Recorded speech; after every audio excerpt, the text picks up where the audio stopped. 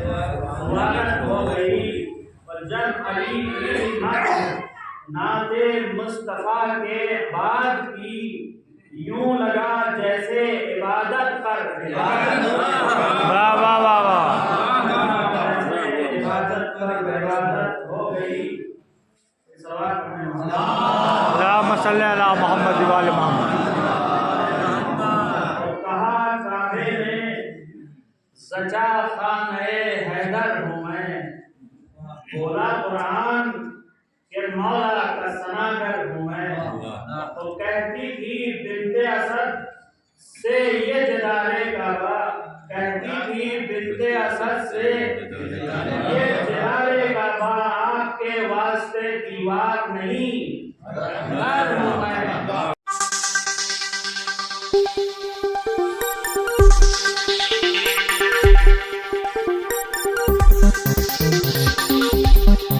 الرحمن الرحیم فجعلناہ سمیعا بصیرا۔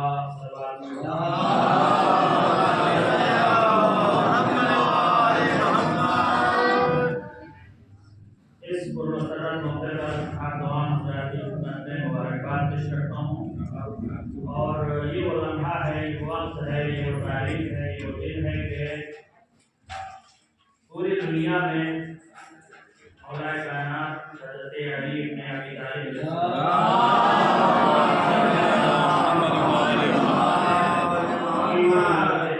کے موقع پر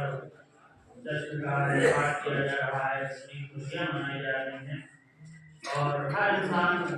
بلکہ انسان ہی نہیں بلکہ ہر مخلوق اللہ کی،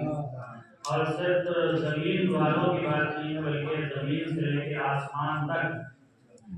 جو بھی اللہ کی مخلوق ہے وہ اس جشن میں شامل ہے، اور پروردگار عالم نے ہم سب کو بھی یہ توفیق عطا کی ہے کہ ہم اس پرمسرت موقع پر یکجا ہو کر مولا کائنات علیہ السلام کی ولادت کی خوشی منائیں۔ اور ظاہر ہے کہ آج اگر دیکھا جائے تو تقریباً 1400 سال گزرنے کے بعد بھی اگر کسی کی ولادت کا جشن منایا جا رہا ہے تو وہ صرف اور صرف معصومین علیہ السلام ہیں، اس کے علاوہ کوئی ایسی شخصیت نہیں ہے کہ اس طرح سے اور اس عمومی پیمانے پر اور صرف ایک سال نہیں، ایک بار نہیں، بلکہ ہر سال کسی کی ولادت کا جشن منایا جائے۔ ظاہر ہے کسی کو دیکھتے ہوئے بہت سے لوگ اعتراض بھی کر دیتے ہیں کہ اس کی کیا ضرورت ہے، ایک بار ولادت ہوئی اس کا جشن منا لیا، ٹھیک ہے، بات ختم ہو گئی۔ اب یہ ہو سکتا ہے دوسرے سال منا لیا جیسے کہ ہمارے یہاں ہوتا ہے، کسی بچے کی ولادت ہوئی دوسرے سال بہت جشن، اس کا جشن بہت دھوم سے منایا جاتا ہے، یہاں سے کہ دھیرے دھیرے بچہ بڑا ہو جاتا ہے، پھر جوان ہو جاتا ہے، پھر بوڑھا ہو جاتا ہے، پھر یہ سلسلہ ختم ہو جاتا ہے۔ تو اسی وجہ سے یہ کہا جاتا ہے کہ کیا ضرورت ہے کہ ہر سال آپ جشن منائیے، ہر سال آپ محفل کیجیے، اور جب دیکھیے جیسے جماعت ثانیہ ربیع الاول کا مہینہ شروع ہوتا ہے، ادھر عزاداری کا سلسلہ ختم ہوا، ادھر محفلوں کا سلسلہ شروع ہو جاتا ہے، آج ان کی ولادت ہے، آج ان کی ولادت ہے، اور پھر 13 رجب اور اس کے بعد یہ سلسلہ جاری رہتا ہے محرم سے پہلے تک۔ اس کی وجہ کیا ہے؟ تو عزیزان گرامی بہت ہی سادے الفاظ میں بس گزار جملے اور آپ کی تمام بہت ہی پروردگار عالم نے اس دنیا کا جو نظام بنایا ہے اور جس نظام کے تحت اس دنیا کو خلق کیا ہے، اس نظام میں یہ چیز رکھی گئی ہے کہ اس دنیا میں کوئی بھی چیز اگر وجود میں آتی ہے، چاہے وہ کوئی شے ہو، کوئی چیز ہو یا کوئی عمل ہو، اس کا اثر پورے نظام کے اوپر پڑتا ہے، پورے نظام کے اوپر پڑتا ہے۔ اور اگر پروردگار عالم کسی چیز کو خلق کرے تو ظاہر ہے پروردگار عالم اس خلقت کی وجہ سے ایک خاص اہتمام کرتا ہے، خاص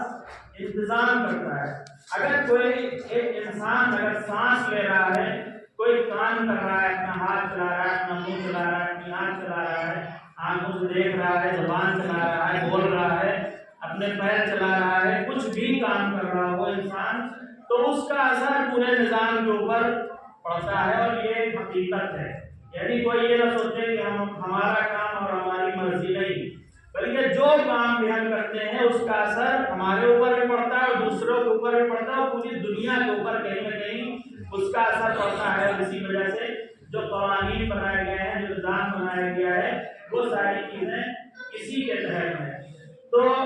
یہ ہے انسانوں کے کام اور انسان کے اعمال۔ اور اگر پروردگار عالم کسی چیز کو خلق کرے، کوئی چیز بنائے، تو ظاہر ہے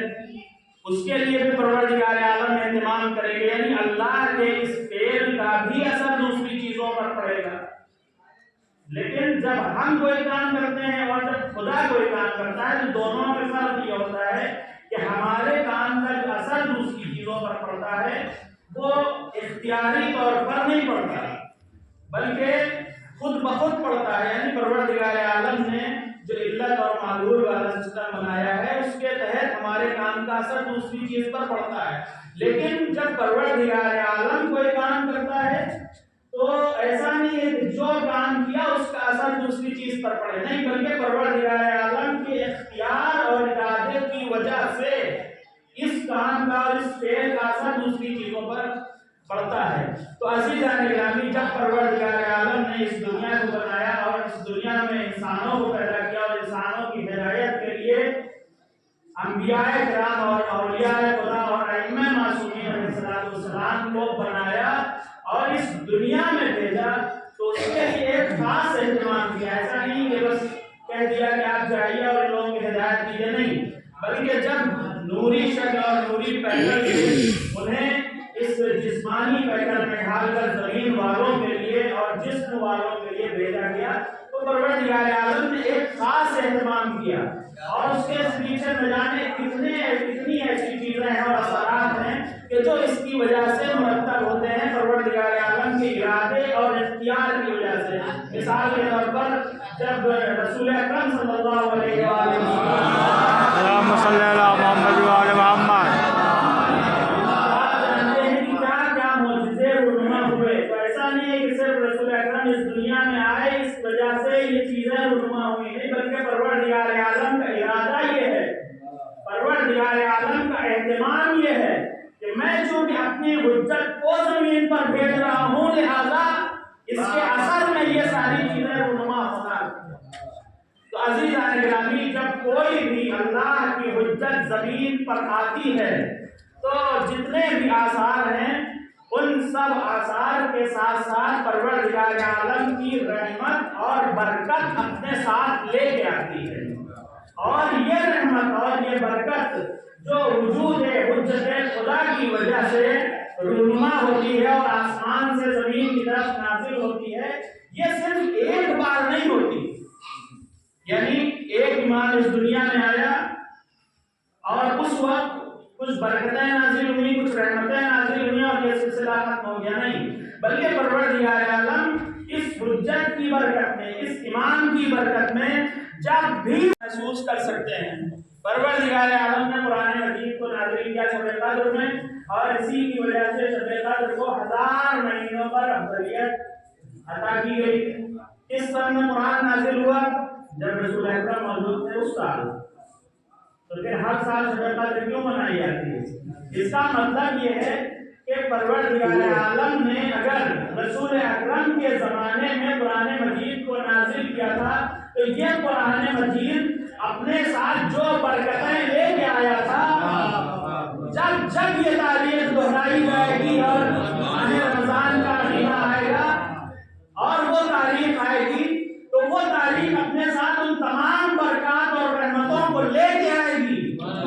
اور اسی وجہ سے پروردگار عالم نے ارشاد فرمایا وما ادراک ما لیلۃ القدر۔ ایک عام انسان سے نہیں کہا جا رہا ہے کہ تمہیں کیا معلوم کہ شب قدر کیا ہے، رسول اکرم کو مخاطب کر کے کہا جا رہا ہے کہ اے رسول، آپ کیا جانیے کہ یہ شب قدر کیا ہے؟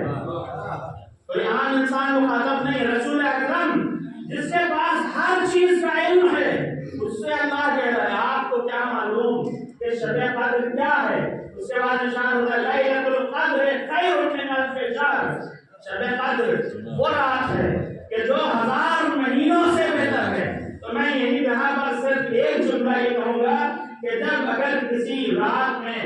قرآن صامت نازل ہو جائے تو وہ 1000 مہینوں سے افضل ہو جاتی ہے. تو اگر کسی تاریخ میں قرآن ناطق نازل ہو جائے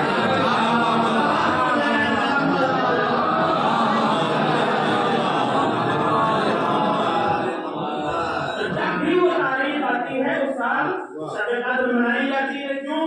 اس لیے کہ وہ رحمتیں اور وہ فضیلتیں جو اس شب میں نازل ہوئی تھی جب قرآن نازل ہوا تھا وہ ہر سال دہرائی جاتی ہیں اور اس کی تکرار کی جاتی ہے. لیکن اب یہ توفیق پروردگار عالم کی طرف سے